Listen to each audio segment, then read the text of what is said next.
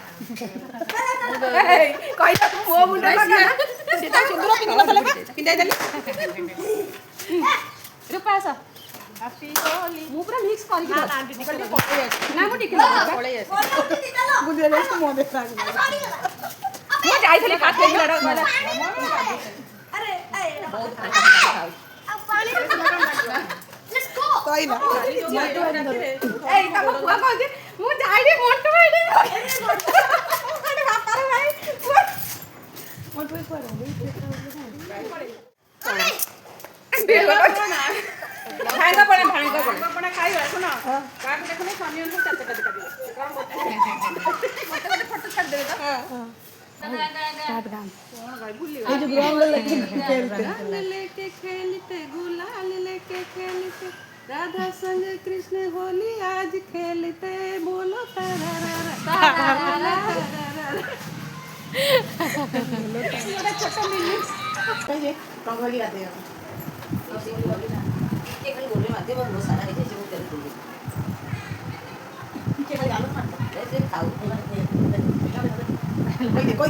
Happy Holi आदि मां code छपी जाई आदि मां पळिला कोड पळिलो जा सीपी पळि चंती एठी पूरा बोली गले सीमा को पापा को ए मत के दे अरे हमर गांव को हां शंकर गंज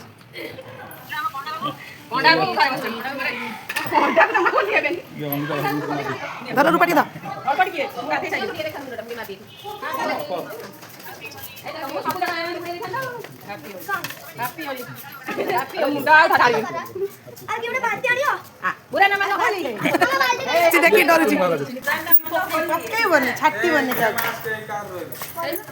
ଦେଖିଦେଲା ତ ଟୁଙ୍କିରେ ଫୋପାଡ଼ିଲା କଲର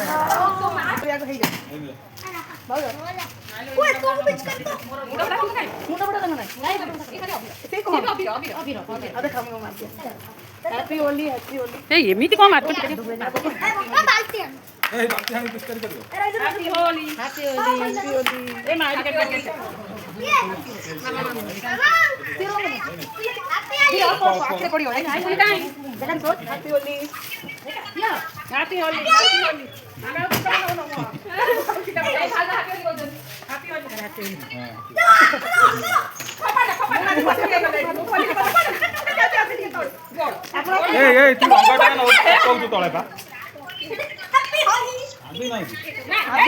ମାରୁଛ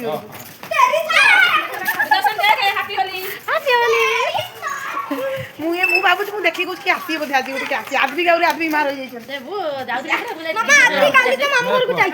ମୁଁ ଯାଇ ଜିଗ୍ନେଶ୍ୱରରେ ବୋଲ ଦେଇ ଆସିଲି ତୁ ଯାଉଛୁ ମା ଦେଲା ୟାଙ୍କୁ ମାରି ଟାଙ୍କୁ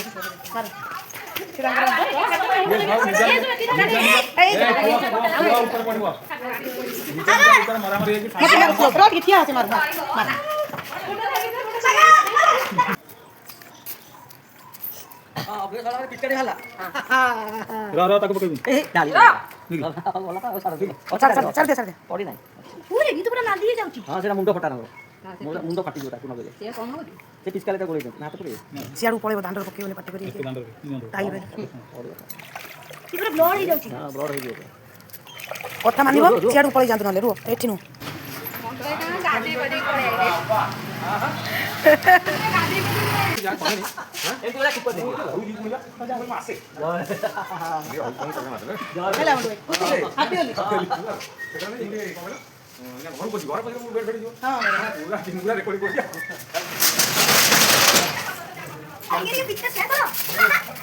ସେୟାର କାହିଁ ତୁ ଭାଙ୍ଗିଗଲି ବାଗେଇ ଦେ ବାଗେଇ ଦେ ଦିଅ ଟିକେ ବାଗେଇ ଦେ ଏଗୁଡ଼ା ଆଖିକି ମାରିବନି ହେଲା ସେଠୁ ହୋଲି ଖେଳି ଆସିଲା ପରେ ମୋର ଅସଲ ହୋଲି ଖେଳ ଆରମ୍ଭ ହୋଇଯାଇଥିଲା ସାଙ୍ଗମାନେ ରୋଷେଇ କରିବା ପାଇଁ ଘରେ ଚିକେନ୍ ଥିଲା ଚିକେନ୍ କରିବାର ଥିଲା ଆସିକି ଟାଇମ୍ ଦେଖିଲା ବେଳକୁ 1:20 ହେଲାଣି ଏତେ ବ୍ୟସ୍ତ ଲାଗିଲା ମନ ଯେ କେମିତି ଆଡ଼ଜଷ୍ଟ କରିବି ଟାଇମ୍ ସବୁ 2ଟା ଭିତରେ ଖାଇବେ ଛୁଆ ପୁଅ ଖାଇବ ବଡ଼ ପୁଅ ଖାଇବ ସମସ୍ତେ ଖାଇବା ପାଇଁ ବ୍ୟସ୍ତ ହେବେ 2ଟା ଭିତରେ ମୋତେ ସାରିଆରେ ଅଛି ମୁଁ ଫଟାଫଟ ଆଗ ମୁହଁଟା ଧୋଇକି କେମିତି ରୋଷେଇ କାମରେ ଆଗ ଲାଗିଯିବି ସେଇଟା ଚିନ୍ତା କଲି ସଙ୍ଗେ ସଙ୍ଗେ ଯାଇ କାଟି ବସିଲି ସବୁ ଯାକ କାଟି ସାରିକି ମୁଁ ତାପରେ ଯାହା କରିବି ବୋଲି ଭାବିଲି ତ ଆଗ ମୁହଁ ଟିକେ ଧୋଇକି ପାଣି ଆଗ ପିଇକି 2 ମିନିଟ୍ ରେଷ୍ଟ ନେଲି ରେଷ୍ଟ ନେଇକି କଟାକଟି ଆରମ୍ଭ କରିଦେଲି ସତରେ ହୋଲି ଖେଳଟା ଏମିତି ଗୋଟେ ମାନେ ଖେଳ ଏମିତି ଗୋଟେ ଦିନ ସମସ୍ତେ ସେଇଦିନ ରାଗରୁଷ ଛାଡ଼ିକି ସମସ୍ତେ ସମସ୍ତଙ୍କୁ ରଙ୍ଗ ମାରିବା ଦରକାର ଆଉ ସେଇଦିନ ବି ସମସ୍ତେ ଟିକେ ଏକଜୁଟ ହେବା ଦରକାର ଆଉ ସେ ବି ଗୋଟେ ଏମିତି ଏକ ଦିନ ବହୁତ ମାନେ ସ୍ମରଣୀୟ ଦିନଟିଏ ସବୁ ପର୍ବ ଭିତରେ ହୋଲିଟି ହିଁ ସମସ୍ତଙ୍କୁ କାହିଁକି ଭଲ ଲାଗେ କେଜାଣି ସମସ୍ତେ ଘରୁ ବାହାରିବାକୁ ଡରନ୍ତି ଅଧେ ଲୋକ ଖେଳିବା ପାଇଁ କିନ୍ତୁ ତଥାପି ଟିକେ ମାରିଦେଲେ କିଛି କେହି କୁହନ୍ତିନି ଯାହା ବି ହଉ ମୁଁ ଯାଇକି ସେପଟେ ରୋଷେଇବାସ ଷ୍ଟାର୍ଟ କରିଦେଲି ଆଗ ଛୁଇଁ ଆଳୁ ଆଉ ଖମ୍ବ ଆଳୁ ଏସବୁ କାଟିକି ଯୋଗାଡ଼ କରିଦେଲି ତାପରେ ପିଆଜ ଅଦା ରସୁଣ ଏସବୁ ମସଲା ରେଡ଼ି କରିଦେଲି କରିବି ତାପରେ ମୁଣ୍ଡ ଧୋଇବାର ଥିଲା ଯେହେତୁ ଲେଟ୍ ହେଇଯିବ ଏପଟେ ରୋଷେଇଟା ଆଗ ନ କଲେ ତ ଆଗ ମୁଁ ରୋଷେଇ କାମ କରିଦେଲି ପିଆଜ କାଟିକି କଚ କଚ କରିକି କାଟୁଥିଲି ଯେ ଆଖିରୁ ଲୁହ ଯେ ଧୁମ୍ ବାହାରୁଥିଲା ଯାହା ବି ହଉ କରିବାକୁ ପଡ଼ିବ ଆଉ କ'ଣ କରିବା 2 ପଟରେ ଆସିକି ବସେଇଦେଲି ଏପଟେ ଭଜା ସିଝିବା ପାଇଁ ଛାଡ଼ିଦେଲି ସେପଟେ ଚିକେନ୍ ପାଇଁ ରେଡ଼ି କରିଦେଲି ତେଲ ଗରମ କରିକି ପିଆଜ ଦେଇଦେଲି ଫାଷ୍ଟ ତାପରେ ୟାକୁ ସିଝେଇବା ପାଇଁ ଫାଷ୍ଟ ଛାଡ଼ିଦେଲି ଏପଟରେ ତାର ସିଝୁ ସିଝୁ ମୋର ସେପଟେ ଆରାମସେ ମସଲା କଷିବା ହେଇଯିବ ତ ତେଲ ଗରମ କରିକି ମୁଁ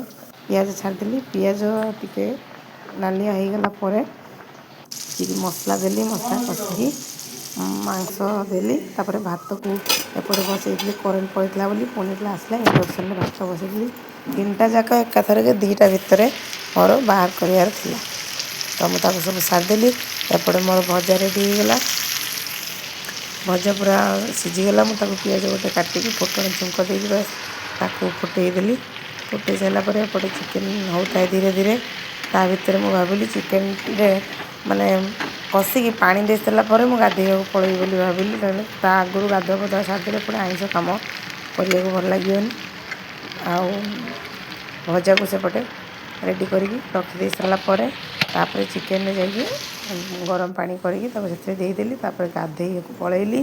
ଗାଧେଇକି ଆସିକି ଫାଷ୍ଟ ରହିଲା ସକାଳେ ଟିକେ ହଜବେଣ୍ଡ ଦେଇଥିଲେ ଧୂପ ଫୁଲ ହେରିକା ସବୁ ଦେଇଥିଲେ।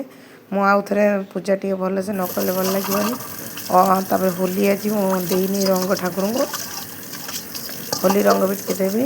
ଠାକୁର ବାସନ ଜଲ୍ଦି ଜଲ୍ଦି ଫଟାଫଟ ମାଜି ମୁଜା ପକେଇକି ଯାଇକି ଠାକୁର ପୂଜାଟା ଫାଷ୍ଟ କରିଦେଲି। ତାପରେ ଖାଇବା ପାଇଁ ମାନେ ଭଲ ଲାଗିବ, ନହେଲେ ଠାକୁର ନ ପୂଜିବା ଯାଏ ସେ ପର୍ଯ୍ୟନ୍ତ ଭୋକ ଶୋଷ ଲାଗିବ ନାହିଁ।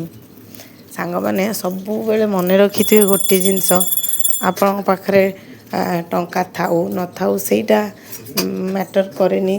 ଲୋକ କିଏ ଆପଣଙ୍କୁ କ'ଣ କହିବ, କାହା ପାଇଁ ଆପଣ ଦୁଃଖୀ ହେବେ ସେଇଟାକୁ କେବେ ଗୁରୁତ୍ୱ ଦିଅନ୍ତୁନି। ସବୁବେଳେ ନିଜର ଛୋଟ ଛୋଟ ଖୁସିକୁ ରଖନ୍ତୁ, ସବୁବେଳେ ଆଗରେ ରଖନ୍ତୁ, ଖୁସିରେ ସବୁବେଳେ ବିତେଇବା ପାଇଁ ଚେଷ୍ଟା କରନ୍ତୁ। କାହିଁକିନା ମଣିଷ ଜୀବନ କେତେବେଳେ କେଉଁ ମୁହୂର୍ତ୍ତରେ ଆଉ କେମିତି ଯାଉଛି ସେଟା ତ ଆମେ ପ୍ରତିଦିନ ନ୍ୟୁଜ୍ ଆଉ ଟିଭିରେ ଦେଖୁଛନ୍ତି। ମୁଁ ଏଇଠି କଥା ଆପଣମାନଙ୍କ ସହିତ ଟିକେ ପୋଡ଼ ଆଉ ଯେଉଁ ରସଗୋଲା ଥିଲା କଦଳୀ ସବୁ ମିଶେଇକି ଭୋଗ କରିଦେଲି। ତାପରେ ଆଳତିଟା ସାରିଦେଇ ତାପରେ ଚଉରା ପୂଜା ଟିକେ କରିଦେଲି। ସେତେବେଳକୁ ପ୍ରାୟ 2ଟା ପାଖାପାଖି ସମୟ ହେଇଯାଉଥିଲା। ଛୁଆମାନେ ବି ଭୋକରେ ପୁରା ଆଉଟ ପାଉଟ ହେଇଯିବେଣି। ଫଟାଫଟ ଠାକୁର ପୂଜାଟା ସାରିଦେଇ ତାପରେ ମୁଁ ପଳେଇଥିଲି ରୋଷେଇ ଘରକୁ ଯାଇକି ଆଗ ଚିକେନ୍ ଚେକ୍ କରିଦେଲି, ସେ ବଢ଼ିଆ ସେ ସିଝି ଯାଇଥିଲା। ତାପରେ ମୁଁ ସାଲାଡ଼ କାଟିବା ପାଇଁ ରେଡ଼ି ହେଇଗଲି। ସାଲାଡ଼ଟା ବନେଇଦେଲେ ସୁବିଧା ହେବ କ'ଣ କି, ବଢ଼ାବଢ଼ି ଏପଟେ ସରିଲା ବେଳକୁ ହେଇଯାଇଥିବ ଟାଇମ୍। ତାପରେ ଚିକେନ୍ ହେଇଯାଇଥିଲା, ତାକୁ ଟିକେ ନେଇକି ପଡ଼ିଶା ଘରେ ଦେଇଦେଲି। ଦେଇ ସାଲାଡ଼ ପାଇଁ ପିଆଜ କାଟି କାକୁଡ଼ି କାଟି ପୁରା ରେଡ଼ି କରିଦେଇଥିଲି। କରିକି ତାପରେ ଆମେ ଖାଇବା ପାଇଁ ବସି ଯାଇଥିଲୁ। ସାଙ୍ଗମାନେ ଆପଣମାନେ କେମିତି ହୋଲିରେ ବିତେଇଲେ? ସମସ୍ତେ ବହୁତ ମଜା କରିଥିବେ। ଯଦି ବି କିଏ କରୁନାହାନ୍ତି, ମୁଁ ତ ରିକ୍ୱେଷ୍ଟ କରିବି ପ୍ରତ୍ୟେକ ମୁହୂର୍ତ୍ତ ସେ ହୋଲି ହେଉ କି ଦୀପାବଳି ହେଉ ଯେଉଁ ବି ପର୍ବ ହେଉ ପୁରା ଖୁସିରେ ମନାନ୍ତୁ। କିଛି ମନ ଦୁଃଖ କରିବାର କେଉଁଥିରେ ନାହିଁ। କିଏ କହିଲା, କିଏ ଆମକୁ କହିବ, ସିଏ ଆମକୁ ରୋକିଲା, ଖୁସି ହେଲେ ଆମକୁ ବି ଲୋକ ରୋକିବାକୁ ଅଛନ୍ତି। ଏପଟେ ଦେଖନ୍ତୁ ମୁଁ ଭାତ, ସାଲାଡ଼, ଚିକେନ୍ ଆଉ ଭଜା, ଏପଟେ ରାଗ ପଡ଼ିନି, ସେପଟଟା ରାଗ ପଡ଼ିଛି। ଛୁଆମାନଙ୍କ ପାଇଁ ଟିକେ ବାହାର କରିଛି ଅରାଗୁଆ ଭଜା, ସବୁ ରେଡ଼ି କରିଦେଇଛି। ବାଏ ବାଏ ସାଙ୍ଗମାନେ, ସମସ୍ତେ ଭଲରେ ଥାଆନ୍ତୁ, ଖୁସିରେ ଥାଆନ୍ତୁ। ଆଉ ଆପଣମାନେ କେମିତି କଟେଇଲେ କମେଣ୍ଟ ମାଧ୍ୟମରେ ଜଣାଇବେ। ରହିଲି, ଜୟ Jagannath, bye bye, happy Holi ସମସ୍ତଙ୍କୁ।